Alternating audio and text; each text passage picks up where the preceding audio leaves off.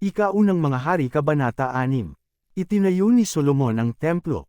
480 taon makalipas na ang Israel ay umalis sa Ehipto, ng ikalawang buwan, ng ika-4 na taon ng paghahari ni Solomon, sinimulan ni Solomon ang pagtatayo ng templo.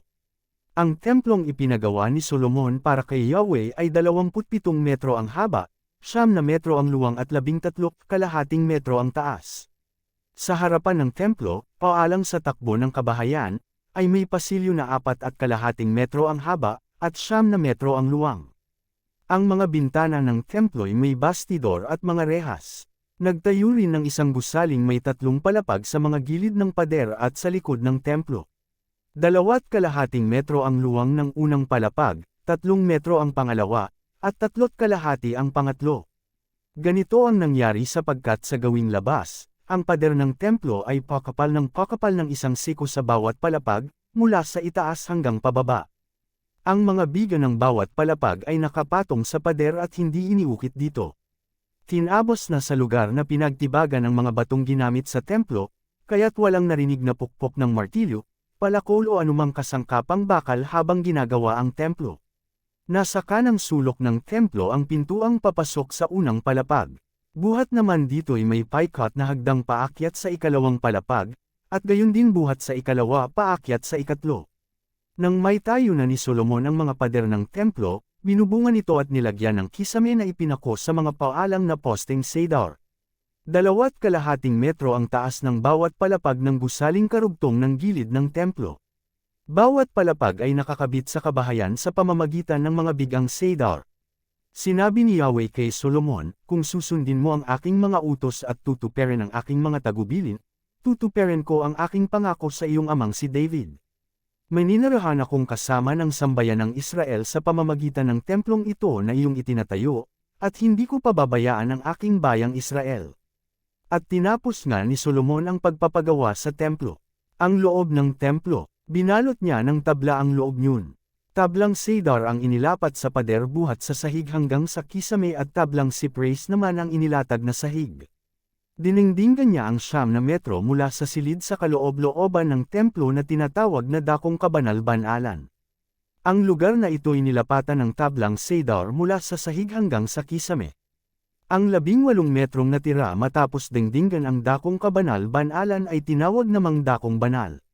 May ukit na mga nakabukang bulaklak at mga tapayan ang tablang cedar na ibinalot sa pader ng templo.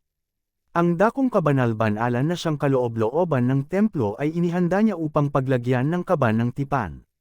9 na metro ang haba, ang luwang, at ang taas ng Dakong Kabanal-Banalan, at ito'y binalot niya ng lantay na ginto. Sa harap ng Dakong Kabanal-Banalan, nagtayo siya ng isang altar na yari sa tablang cedar at ito'y binalot din niya ng lantay na ginto. Binalot din ni Solomon ng lantay na ginto ang buong loob ng templo, pati ang altar sa Dakong Kabanal-Banalan. Sa loob ng Dakong Kabanal-Banalan, nagpalagay siya ng 2 cherubim, imaheng nililok sa kahoy na olibo.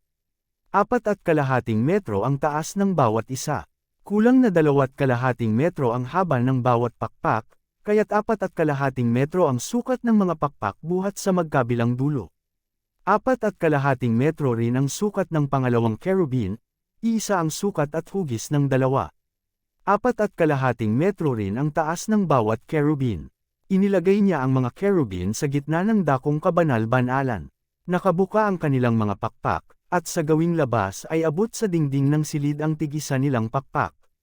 Sa gawing loob naman, ang mga dulo ng tigisa nilang pakpak ay nagtagpo sa gitna ng silid, balot din ng gintong lantay ang 2 cherubim, ang buong dingding ng templo, maging sa Dakong Kabanal-Banalan at sa Dakong Banal ay may ukit na mga cherubim, punong palma at mga bulaklak. Ang sahig ng templo buhat sa Dakong Kabanal-Banalan hanggang sa Dakong Banal ay may balot na gintong lantay, may 5 sulok ang pinto ng Dakong Kabanal-Banalan, at kahoy na olibo ang mga hambinyon, tablang olibo rin ang 2 pangsara, at may ukit itong imahen ng mga cherubim, punong palma at mga bulaklak. Ang mga pangsaray may kalupkup na gintong kapit sa mga nakaukit na larawan, parihaba naman ang pintuan ng Dakong Banal, kahoy na olibo ang mga hamba ng pintong iyon, at tablang cypress naman ang mga pinto. Bawat pinto ay may tigalawang panig na natitiklop, may ukit ding mga cherubim, punong palma at mga bulaklak ang mga pinto, At may kalupkop na gintong lapat na lapat sa mga ukit. Ang bulwagang panloob sa harap ng templo ay binukuran ni Solomon ng pader na may 3